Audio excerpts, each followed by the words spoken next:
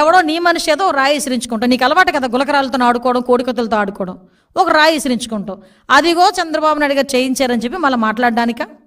మరి ఎందుకు BP car నువ్వు దిగావు? నీకు థ్రెట్ లేదనా? బీపీ కారు ఎందుకు దిగాల్సి వచ్చింది? నీ కారు ఎందుకు ఎక్కాల్సి వచ్చింది? అంటే ఏదో రకంగా గవర్నమెంట్ మీద బురద జల్లాలి. ఇంకొక విషయం చెప్తా. ఎప్పుడైతే మనోడు 24న ఎప్పుడో ఐ థింక్ కొంతమంది ఏదో మీడియాలో చూశాను, 24న ఎప్పుడో ఢిల్లీలోకి వెళ్ళి ధర్నా చేస్తాడంట బుధవారం. అతను ఢిల్లీలో ఎందుకు చేస్తున్నాడు తెలుసా? మరి 22వ తారీఖు నుంచి అసెంబ్లీ ఉంది కదండి. అసెంబ్లీలో వస్తే మన బండారం బయటపడిద్ది.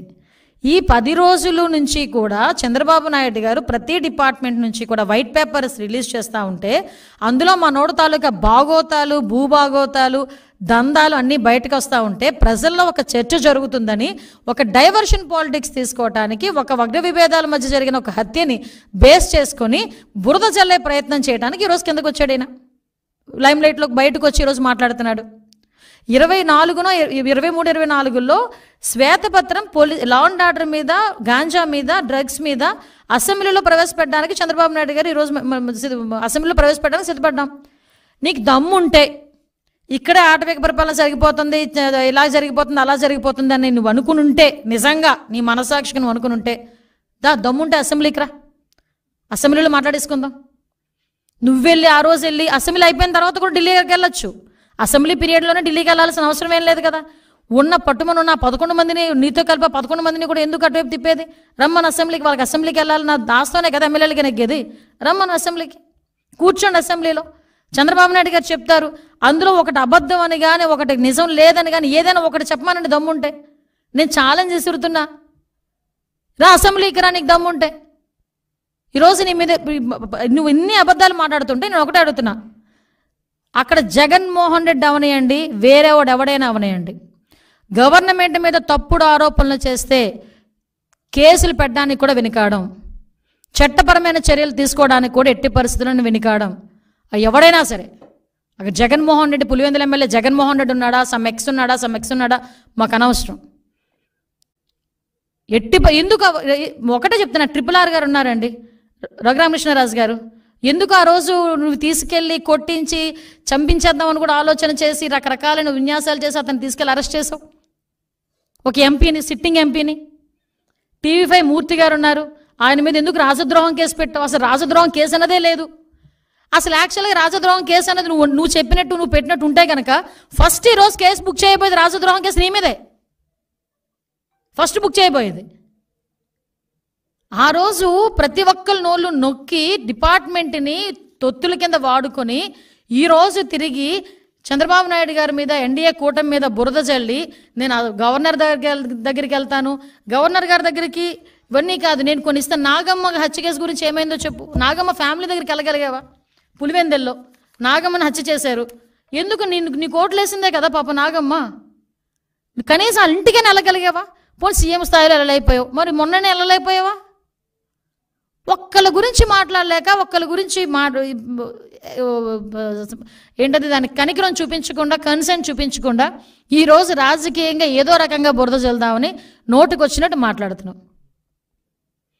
మేము ఒకటే చెప్తున్నా, ఈరోజు గాంజా విషయంలో మొన్న మన వినుకొండ ఇష్యూలో కూడా వాళ్ళ ఎక్స్ఎమ్మెల్యే చెప్పాడు గంజాయి మత్తులో చంపాడని. ఈరోజు జరుగుతున్న ప్రతి ఇన్సిడెంట్కి వెనకాతల గంజా అన్నది బేస్ అయిపోయింది. ఆ 5 సంవత్సరాల కాలంలో గంజాయిని అనకూడదు కానీ ఒక రాష్ట్ర పండుగ పండించారు వీళ్ళు. విపరీతంగా విచ్చలవిడితనం పెరిగిపోయింది. ఒకసారి మొన్న ఎప్పుడో బయటకు వచ్చి అంటాడు విషపు బీజాలు ఏదో సంథింగ్ విషపు బీజాలు నాటుతున్నారని ఏదో మాట్లాడాడు. అరే ఆల్రెడీ నువ్వు నాటేసావు విషపు బీజాలు. 5 సంవత్సరాలకే 5 సంవత్సరాల ముందే నువ్వు నాటేసావు విషపు బీజాలు లాస్ట్ 5 yearsలో. దాని తాలూకు అవశేషాలు ఇప్పుడు కొన్ని బయటపడుతున్నాయి. వాటిని ప్రక్షాళన చేసుకోవాల్సిన బాధ్యత మా మీద ఉంది. డిపార్ట్మెంట్ కూడా ప్రస్తుతం వరకు ఏమైపోయిందంటే, ఇంతవరకు డిపార్ట్మెంట్ కూడా కొంతమంది ఇప్పటికీ పరదాలు కట్టడానికి బారికేడ్లు వేయడం పరిస్థితి అయిపోయింది. అది కాదు, వాళ్ళు కూడా రంగంలో దిగుతున్నారు డిపార్ట్మెంట్ వాళ్ళందరూ. ఎస్పీల గురించి ఎంత ధైర్యం ఉంటే ఎస్పీల గురించి పేర్లు పెట్టి మాట్లాడతాడండి. ఆవిడ రెడ్డి మంచోడట, తర్వాత వచ్చిన శ్రీనివాస్ మంచోడు కాదంట. ఆ పల్నాడు ఎస్పీల గురించి అంటే ఇక్కడ ఎంత విషయాన్ని కక్కాలని చూస్తున్నాడో ప్రజలందరూ కూడా అర్థం చేసుకోవాలి. దయచేసి ఒకటే చెప్తున్నానండి, ఈరోజు రాజారెడ్డి రాజ్యాంగాన్ని ఆ రోజు అమలుపరిచి ఈరోజు చంద్రబాబు నాయుడు గారు యాజ్ పర్ రూల్ ప్రకారం వెళ్తూ ఉంటే మాట్లాడుతున్నాడు. సంక్షేమ కార్యక్రమాలు అమలు చేయలేదు, దానికి వేరే ప్లాట్ఫామ్ ఉంది, వేరే రకంగా మాట్లాడుకోవచ్చు. అది ఇది ఎందుకు రెండు కలిపేసి నాన్న రచ్చ చేసేసి ఏదో రకంగా నీ ఫ్రస్ట్రేషన్ అంతా బయట పడేసుకుంటాం? నేను మాత్రం ఒకటే చెప్తున్నానండి, ఎవరైనా సరే గవర్నమెంట్కి వ్యతిరేకంగా కాదు, గవర్నమెంట్ని టార్గెట్ చేస్తూ తప్పుడు సమాచారాలతో మాట్లాడితే గనక అది జగన్మోహన్ రెడ్డి అవనేయండి, ఏ రెడ్డి అవనేయండి, ఎవడైనా అవనేయండి, చట్టపరమైన చర్యలు తీసుకోబడతాయి. చట్టపరంగా వాళ్ళ మీద చర్యలు తీసుకుంటామని క్లియర్గా మాత్రం చెప్తున్నాం.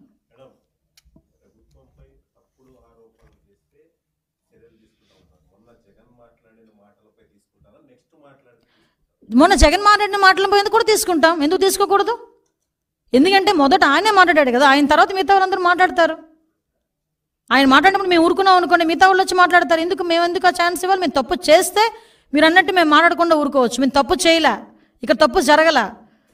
నోటుకొచ్చినట్టు 1000, 2000, 400, 460 అని చెప్పి నోటుకొచ్చిన అంకెలు చెప్పేసి ఏది పడుతుంది మాట్లాడేస్తే ఎవరు ఊరుకుంటారు? ఊరుకోవాల్సిన అవసరం లేదు కదా.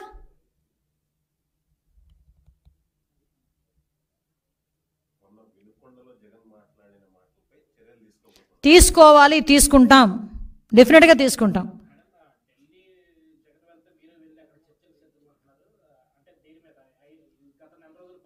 కాదండి, లాస్ట్ 5 years గురించి కూడా మాట్లాడాలి కదా. నేను ఏమంటానంటే ఇది 45 రోజుల విషయం గురించి మాట్లాడుతున్నావు. బాబాయ్ హత్య కేసు నుంచి కోడికత్తి శ్రీని దగ్గర నుంచి మొదలు పెట్టుకుందాం. అంతకుముందు నుంచి నీ తాలూకా నేర చరిత్ర అంతా తీయట్లే, సంతోషించు. నీ తాలూకా నేర చరిత్ర అప్పటి నుంచి తీసుంటే కనుక గ్రంథాలు అవుతాయి. నేను రెడీ అదే, దేనికి నేను భయపడాలి? యాజ్ పర్ రూల్ ఈ రోజు వరకు ఎక్కడైనా చైల్డ్ అబ్యూజింగ్ జరిగిన చోట కానీ, హత్యలు జరిగిన చోట కానీ ప్రతి దగ్గర కూడా వెంటనే ఇమ్మీడియట్గా అరెస్టులు చేసి రిమాండ్కి పంపించారు. పోక్సో యాక్ట్ సంబంధించి ప్రత్యేక కోర్టులు చిన్నపిల్లల మీద జరిగిన అఘాయిత్యాల మీద ప్రత్యేక కోర్టులు ఏర్పాటు చేస్తామని సాక్షాత్తు మన సీఎం గారు బయటకు చెప్పారు. దీని మీద ఎంత ధైర్యం ఉంటే ఈరోజు ఒక సీఎం గారు ఈరోజు వైట్ పేపర్ రిలీజ్ చేయాలండి? లా అండ్ ఆర్డర్ విషయంలో మేము తప్పు చేయలేదు కాబట్టి లాస్ట్ గవర్నమెంట్లో జరిగిన సిచ్యువేషన్స్ అన్నింటిని ఎక్స్ప్లెయిన్ చేయాలి. ఈరోజు కేవలం బీసీలు 300 మందిని హత్య చేశారు. దాని గురించి వస్తాడు రాడు కనుక్కోండి ఒకసారి. ఎస్సీలు ఎంతమందిని ఇబ్బంది పెట్టాడు, బీసీలు ఎంతమందిని ఇబ్బంది పెట్టాడు. ఒక ఆడపిల్ల అరే మా అక్కని ఏడిపించొద్దని చెప్పిన పాపానికి కిరోసిన్ పేసి తగిలెట్టేశాడే. పేరుచేరలోని ఇదే వైఎస్ఆర్సీపీ నాయకుడు ఒక మైనర్ బాలికని వ్యభిచార కూపంలోకి పంపించాడు. 6 నెలల తర్వాత ఆ పిల్ల ఇంటికి చేరే అలోలక్షణం ఏడిస్తే ఇవి ఆ రోజు అప్పటి వరకు కూడా చర్యలు లేవు. ఒకరిని కూడా అరెస్ట్ చేయలేదు. ఇలాంటివి సంఘటనలు చాలా ఉన్నాయి. మేము చెప్పాలంటే ఎక్కడ కూడా ఏమీ దొరకట్లేదని ఒక్క వినుకొండ ఇష్యూని చేతిలో పట్టుకొని ఏదో రాద్ధాంతం చేయడానికని చూసి అక్కడేమో కన్ఫ్యూజన్ క్రియేట్ చేస్తున్నాడు. వాళ్ళతో ఫోటోలు ఉన్నాయి, వీళ్ళతో ఫోటోలు ఉన్నాయని. నేను చూపించిన